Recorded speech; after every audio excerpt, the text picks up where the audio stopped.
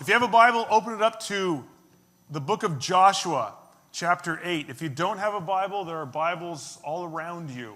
Steal your neighbor's or grab one out of the chair before you.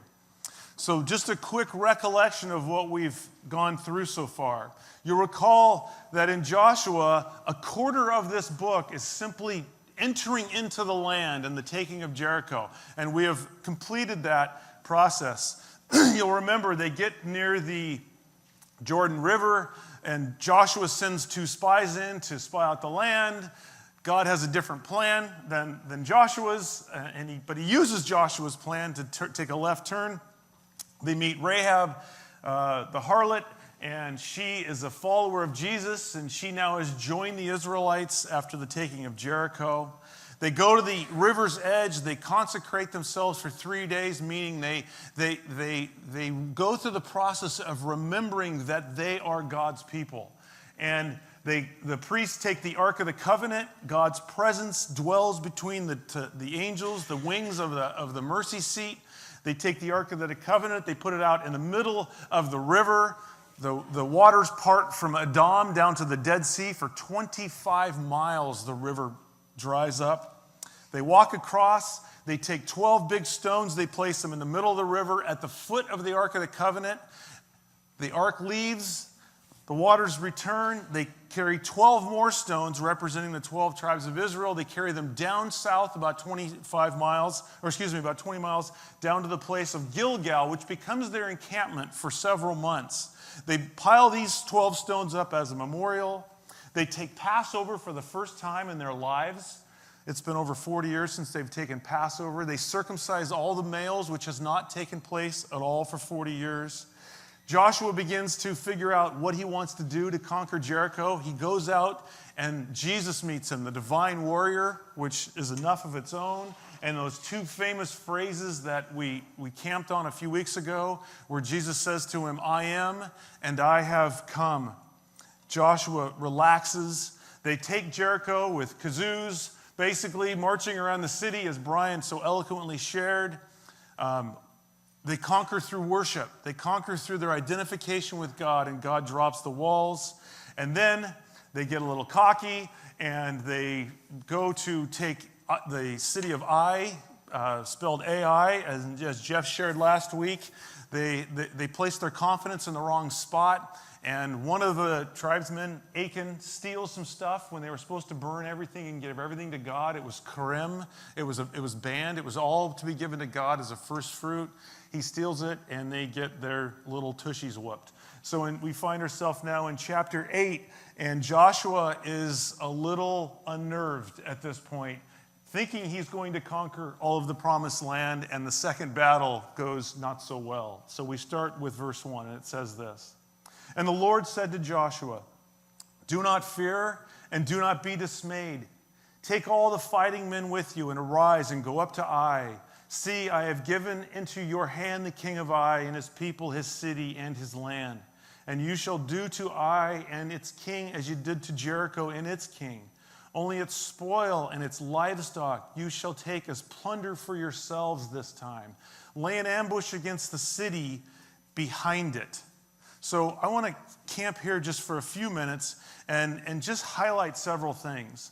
And this morning, for a good chunk, is going to feel somewhat technical, and technical in the sense that it's going to feel very geographic. And if you're not a history person, then this won't be quite as interesting for you. I happen to love history, and I love geography. And one of the things that we teach here about the story of God is it is a story, and it's a real story. You know, it's funny. We remember things when they're in the context of story, don't we? And so when we talk with each other, we don't usually tell each other just how we're feeling. We explain what we're going through. And then the other person is able to enter into that story. Well, that's what this is. And so we want to know what the language is that's being used in the text. We want to know what the geography is, in this case, in the text, because it changes things radically. We want to know what the culture is at the time. And so this is a very geographically laden book, the book of Joshua, particularly, well, the whole book is very geographically laden. And for those of you that haven't been to Israel and haven't spent a lot of time in the land, it could be a bit foreign and sound like these details mean nothing, but they actually mean everything. And so when you understand how the land is laid and why they do what they do and the directions they go, it actually unearths all kinds of truths about this. So the first observation is just this taking of Jericho. There's some key advantages, and for those of you that follow the sermons on video, you can pull up the PowerPoint. But if you look at this, there are major roads in Israel. This road to the right in red that runs north to south, and the major ones almost all run north to south, it is known as the King's Highway. There's another road, you can see the tip of it, the red part that goes past the Sea of Galilee.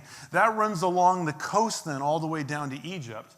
And then you have secondary roads, those roads in gray that kind of run very much east-west. And so by taking Jericho, Joshua has done several things. He's cut off that entire road that runs from the east to the west. So not only has he cut it off so he can move forward, but he's cut it off from anybody coming from behind, which is really key. And there is no road where the Dead Sea is, obviously. It's the Dead Sea. So for the next almost 75 miles south, you cannot get into the Promised Land unless you go above where Joshua has gone in. And you'll see the grayed out road above that, just to the north, about another 25 miles. So he has blocked off, 75 plus miles of entry from the east. So strategically, he has really protected himself in doing this. And he's moving now into an area that accesses what we would normally call today the watershed ridge. And so this ridge that runs along on the western side of the Dead Sea and the Sea of Galilee, it's literally a ridge, and it's called the watershed ridge because very much like here, the rains and the shadows of the clouds come in from the west, like they do here, and they kind of stick in the mountains. So when you get to Nevada, they all dump in the mountains, and then you get to the other side, and it's just arid. Well, it's very much like that in Israel. It's just condensed. And so that watershed ridge, the water sits there, stops, and then once you go down that slope into where Jericho is, it's very arid and very dry. So Joshua's next task is to cut off that gray road, if you will, running from the south to the north on the watershed ridge, or also known as the Plateau of Benjamin. The other thing that taking Jericho does is it gives them access to their spring. Remember, Jericho is in the desert, but it's an oasis. And if you go there today, it's an oasis with palm trees. And because there's a spring there that produces 1,000 gallons a minute. So Joshua has all this fresh water and agricultural land to feed the people to then go back up and come back down and go back up and fight these battles and come back down. And once he now gets to the watershed ridge, he can then cut off that road and begin to knock off these city-states. Starting with, there's Hebron in the south, you have Jerusalem and the Jebusites just above that, you have Gibeon, you have Bethel, and you have Shechem. Well, the first one he's going to hit is the city of Bethel with a satellite city next to it, the city of Ai. It's the size of a village, if you will, Ai. In the third millennium, they had discovered Ai, and it was a very fortified city with walls and circular towers. But more than just a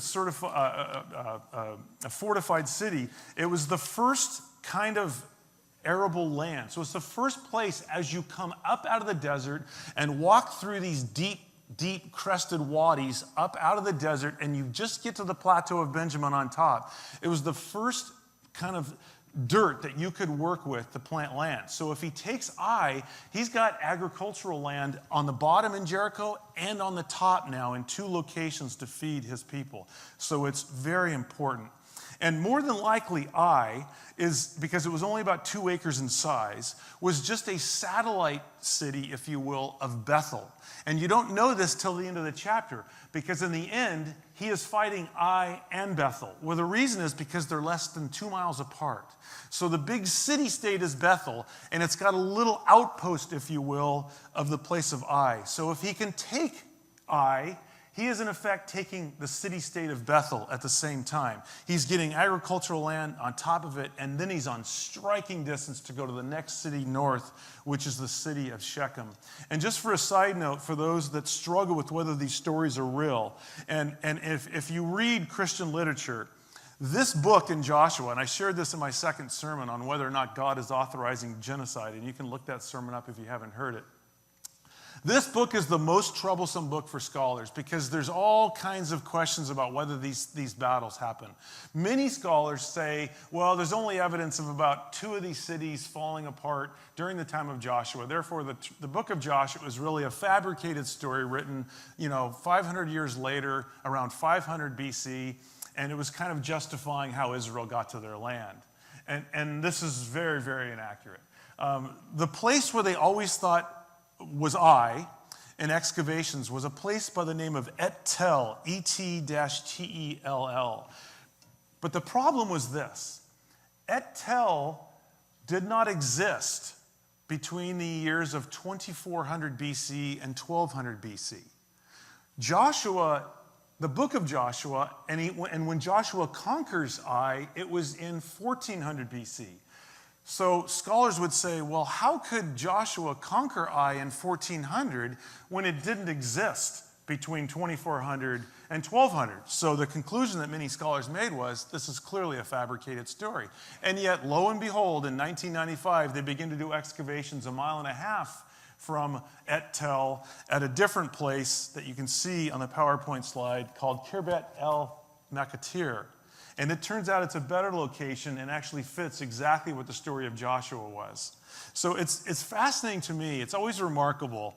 When you read the scriptures, this is one of the most detailed geographic accounts in all of Scripture. And so to have this account that is this detailed and yet run to it's fabricated, to me, is just shoddy workmanship, quite frankly. And as I've read this in books, it is quite shoddy. The third point I want to make on these first 2 verses is this is a fascinating way to start. And the Lord said to Joshua, do not fear and do not be dismayed. This dude is shook up. I mean, God tells Abraham, and then Isaac, and then Jacob, and then all the sons of Jacob, and then he tells Moses, and then he tells Joshua, you're getting the land. And Joshua goes, all right. Then Jesus meets Joshua face to face and says, let's do this. And then they blow their kazoos and walls drop. And then they say, well, this doesn't look like much of a place. So they go after Ai, and they just get their tails whooped. And now Joshua's head is spinning. He doesn't know what's up. Like, I don't know, should I trust God or not? Well, God has already told him. There's already one thing implicit and one thing explicit. The explicit thing that Jeff shared last week was one of the people actually hid the goods and tried to steal from what was left of Jericho that was supposed to be given to God. The second thing that's missing from the text is Joshua ever asking God, should he go to Ai and how should he go there? And so he's shaken up and he's doubting himself and he's doubting God. And he doesn't know what to do. And I love what God says. Don't be afraid. I'm still here. And this is a tricky thing, I think, in our faith. And I want to paint both sides here. Because one works and one doesn't. Faith is not generated from the soul out. That's not how faith works. And we talk about this all the time here. Faith is we go back and look backwards on what God has already accomplished and what God is like. God is faithful and God is good. And based on that, we can buy into whatever we need to buy into going forward. Jeff talked about this a lot last week. You see, with faith, the pressure's all on God, not on us. There's not this moralistic thing where we have to puff ourselves up to get ourselves to move. That's why this mantra, be strong and courageous, starts with be strong. It's not like be strong. It's look backwards on everything God has done. Remind yourself he's faithful. And in the firmness of who God is, step forward. Now, that's a very different thing than what God is communicating to him here. Because now, there's a trick about looking backwards to see what you've done and being stuck. You see, oftentimes when we look backwards, we're looking at our life, and we're looking at our mistakes, and we're looking at who's mistreated us, and we're looking at all the things that didn't work in our lives. And we get so stuck in our sin and in our mistakes and the mistakes that have been made to us, we cannot move forward. See, that's very different than looking back over here on the faithfulness and goodness of God. About a month ago, I had a young man in his mid-20s come into my office that works for us part-time. He had tears in his eyes, and he said, "Can I talk to you, Doug?" And I said, "Absolutely." And he sat down. And he's been walking with Jesus about, well, it's less than a year. I'll say it that way. And so his faith is new. This is all new, and he's got very few Christian brothers around him, and so he's struggling. And he sits down, and with tears in his eyes, they're just rolling down his cheeks. I said, "What's up, man?" And he said, "I screwed up." And he began to kind of unveil for me these sins that he had done. And we talked about that for about 3 minutes, and then we began to unpack what was weighing him down. In debt, how to get out of debt, how to finish this piece with school, how to move forward with this, how to move forward with this. We spent about 55 minutes doing that. All of it solving his problem moving forward. And he looked at me at the end, and he had a big smile on his face. The tears were so beyond dried up. And I said, "Dude, what's going on with you?" And he said, "This is not how I thought this conversation was going to go." I said, "Well," and I already knew the answer to this, but I said, "Well, how did you think it was going to go?" He said, "Well, I thought we were going to spend this whole time talking about my sin, and we haven't talked about it at all." I said, "How do you feel right now?" He said, "I feel encouraged and fortified, like I want to get after my life." I said, "Would you like to go back and talk about your sin for an hour? Because we can undo all that if you'd like." He goes, "Not at all." Isn't that fascinating? We could have spent the entire 55 minutes talking about his sin and not moving forward with God, right? Or we could spend 3 minutes on it, acknowledge it for what it was, and then move forward and grab God's hand and say, with the power of Jesus, I can move forward. How do we live our life? You see, if you're looking back and you're not looking at what God has done, you're looking back at the wrong thing. What fortifies us to move forward is not my ability. It is God's ability that he has already proven to us. And in that strength, we move forward. The moment you take that confidence from God and put it on yourself and focus on what you're able and not able to do, you will sink. Just look at Peter trying to walk across a piece of water. One last observation. When they take Jericho, God says, "It's Karim to me. You're to give it all to me." But now they take Ai, and God says, "Well, I want you to annihilate the whole thing and burn it. But all the livestock, all the money and the spoil, you guys keep that." It's fascinating. It's the principle in the Bible of first fruits, where God is saying, here's, and this may be a struggle for you, so I hope you listen to this part. Here's how this doesn't work. This doesn't work where you have a shabby budget and you don't work on it well and then complain that you don't have any money, by the way, which always astounds me. Meet with somebody. We have people in this church that can help you put your budget together, but it's a skill. And so we have this shabby budget, and then we try to pay our bills, and then we try to spend a little money ourselves, and then if there's something at the end, then we might think about reluctantly giving something to God. That's not how the principle works in the Bible. The Bible is, when it comes in, we take the first part and we give it to God, and even if we're like, "Okay, God, I trust you." It's first fruits, and that's what Jericho was. Now, what's fascinating is, when you read this, it almost looks like what God is saying is, "Give to me first, and then I will, and then I will, and then I will." But that's not what really has been going on. God's been taking care of them the whole time. So first fruits is really a big crock.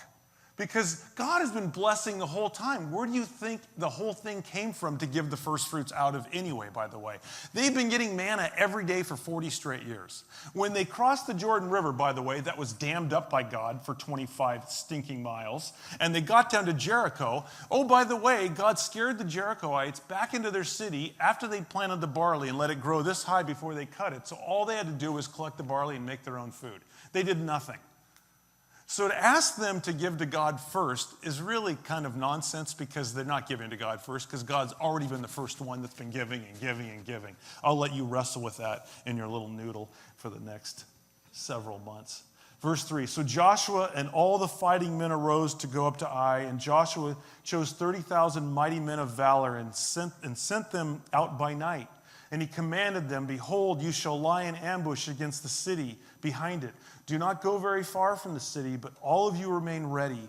And I and all the people who are with me will approach the city, and when they come out against us, just as before, we shall flee before them.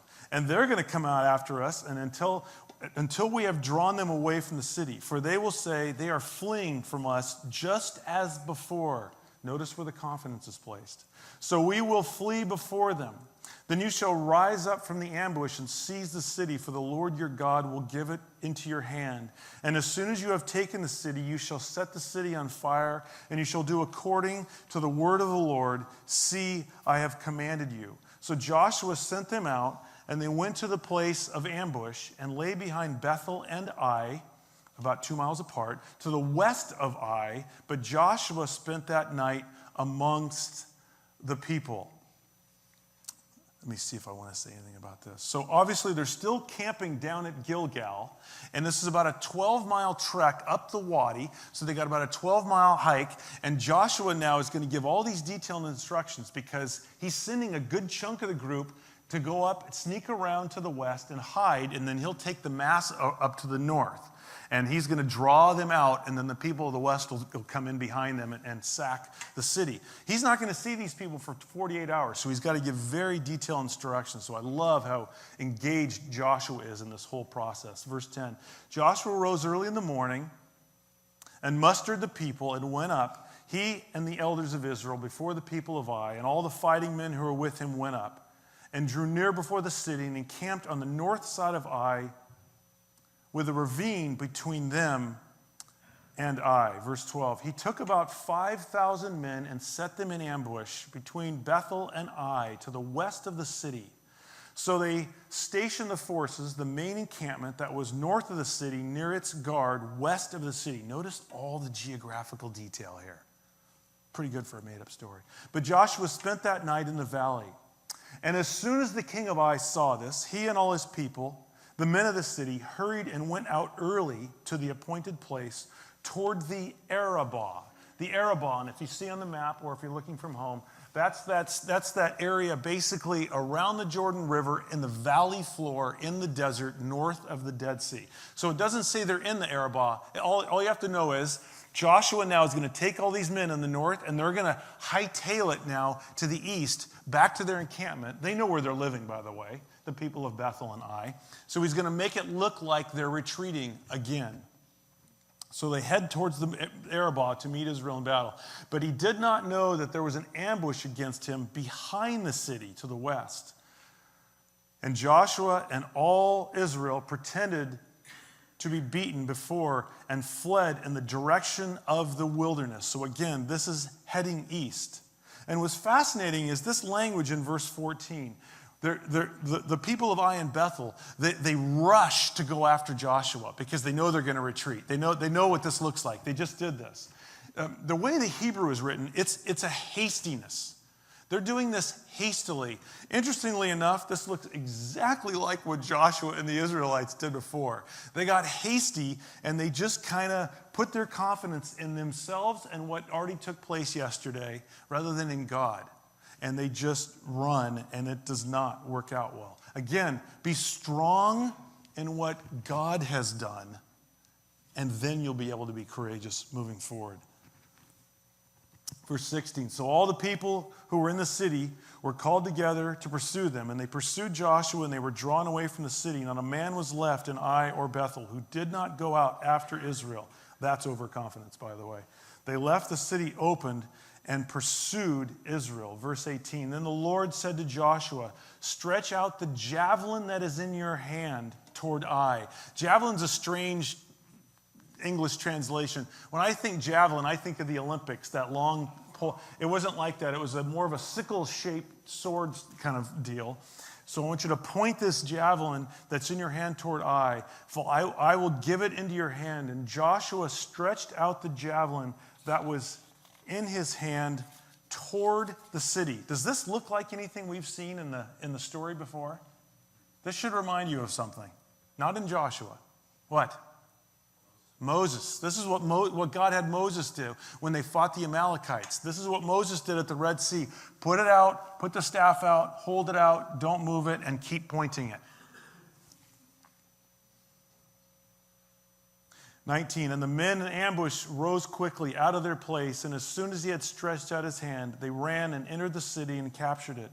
And they hurried to set it on fire. So when the men of Ai looked back, behold, the smoke of the city went up into heaven, and they had no power to flee this way or that, for the people who fled to the wilderness turned back against the pursuers. So now they're pinching them from both sides. And when Joshua and all Israel saw that the ambush had captured the city, and that the smoke of the city went up, then they turned back and struck down the men of Ai, and others came out from the city against them.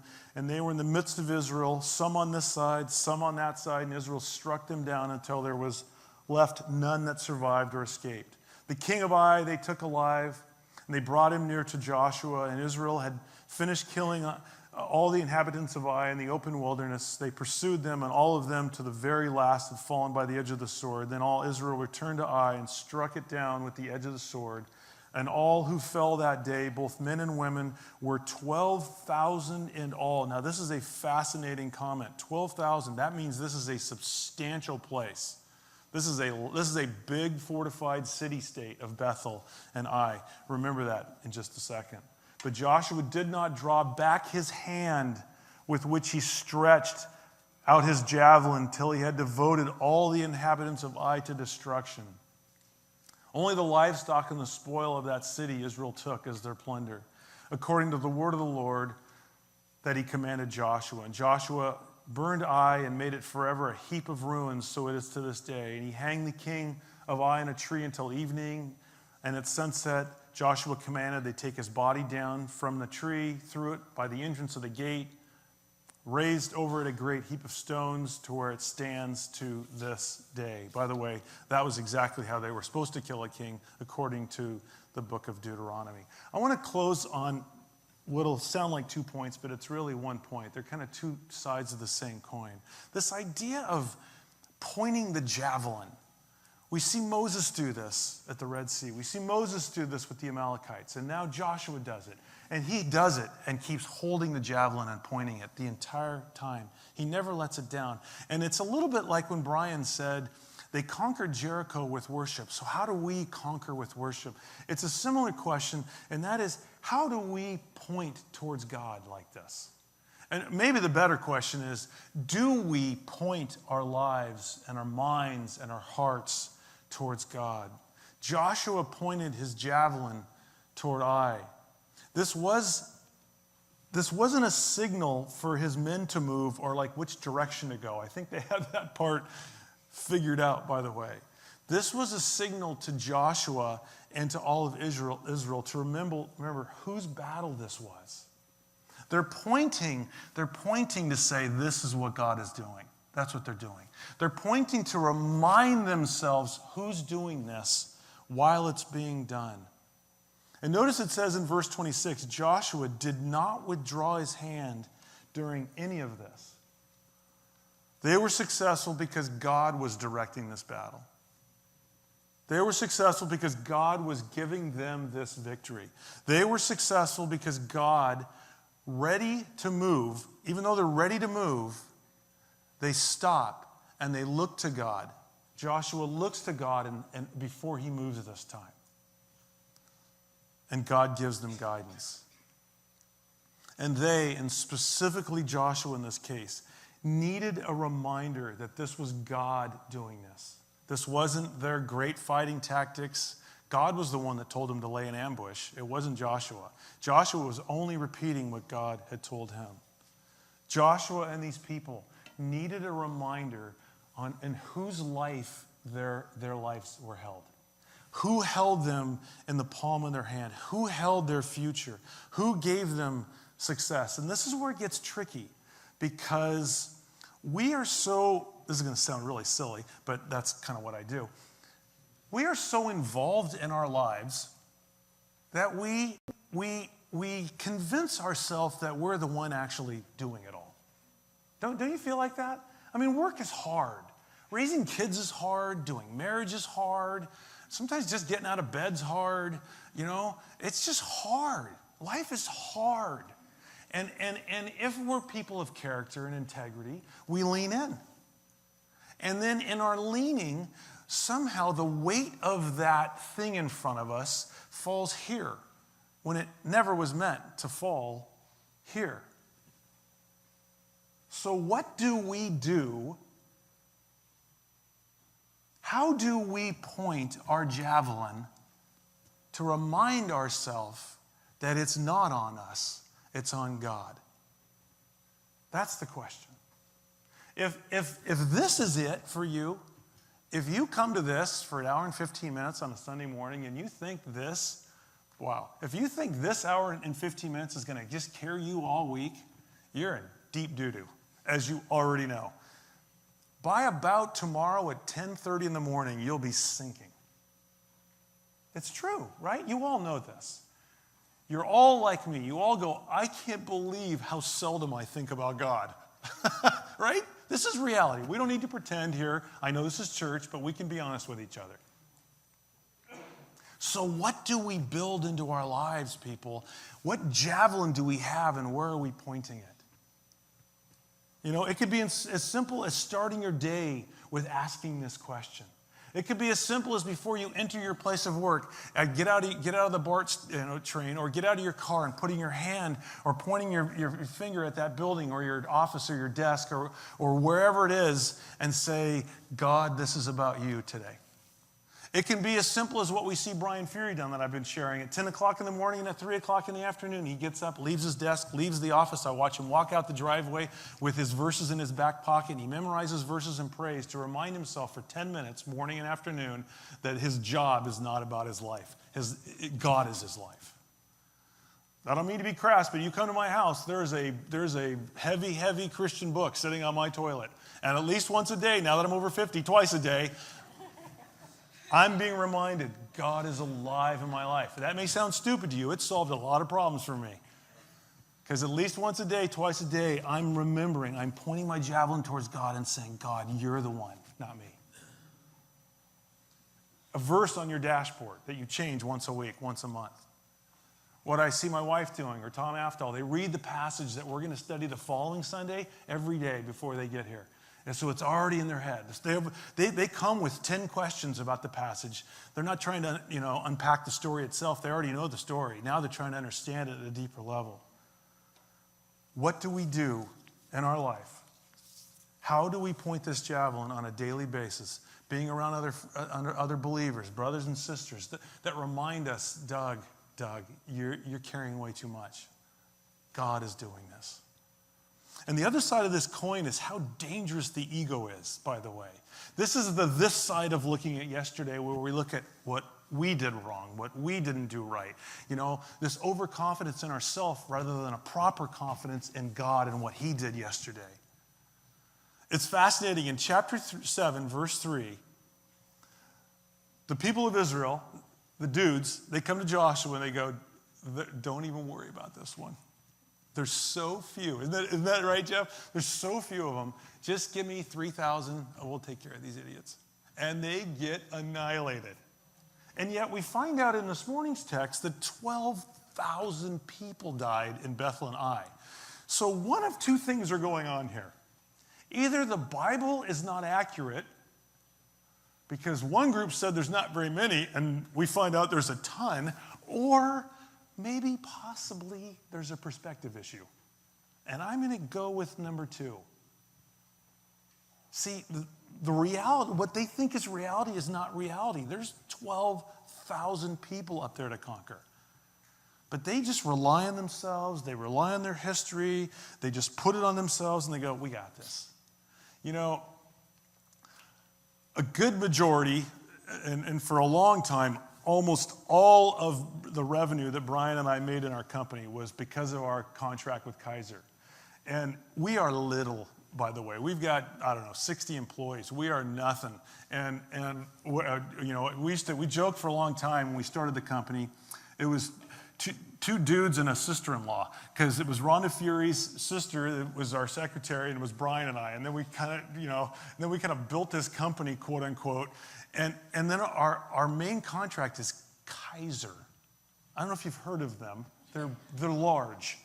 They're the largest HMO in the world. They're huge. $1 billion of cash sitting in the bank. And Brian and I. And we meet with them quite frequently, and quite often it doesn't go well. And I will tell you both sides to this. First of all, there's never a time we meet with them that we do not rehearse. Jeremy and Josh and Brian and I, don't we, Jeremy? We go, okay, what might they ask? What are we going to say if they ask this? We're going to put this down in this number. We're going to show them this. I mean, we put an agenda together for the meeting. We pass the agenda between the four of us to make sure we even agree with the wording on the agenda. We're really strategic about this, huh, Josh? I mean, they're a big deal. And yet, we also are constantly reminding ourselves that, no, they're not. God is.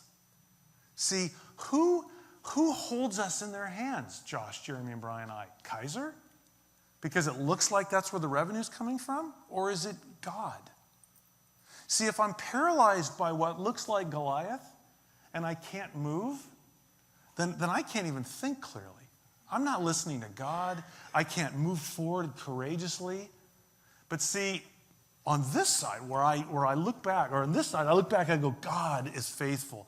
God holds us. If God built this company and God wants to blow this company up, so be it. It's not my company. It's not Brian's company. It's God's.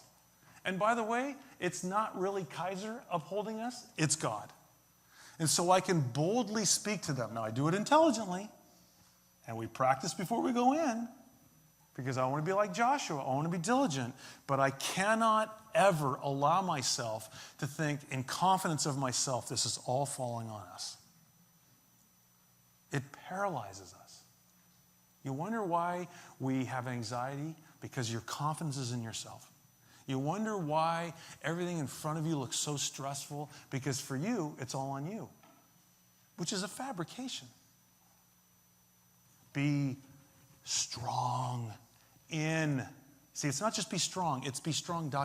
It's be strong in the greatness and the faithfulness and the goodness of our God and what he's already accomplished, so that I can just step forward in the most dangerous situations in a relaxed place, because the situation doesn't hold me, God does. Let's pray.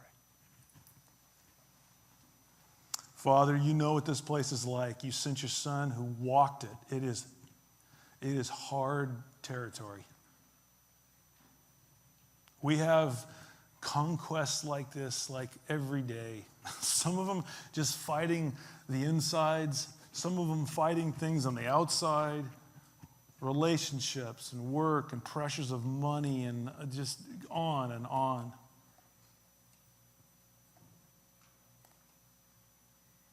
We want to point to you. We want to point our soul to you and our mind to you.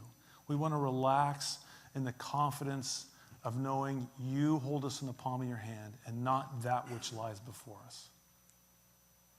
We thank you that you have already proven yourself to us. May we rest in that fact. And we pray this in the one who has proven it to us the greatest. In Jesus' name.